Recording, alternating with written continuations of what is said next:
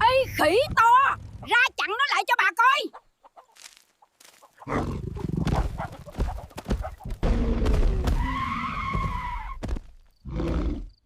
Ừ, giỏi đó con. Lụm cái vỏ mau đưa lại đây. Đồ mất dạy. Ăn cướp mà gặp bà với kinh công thì hết đường chạy nha con.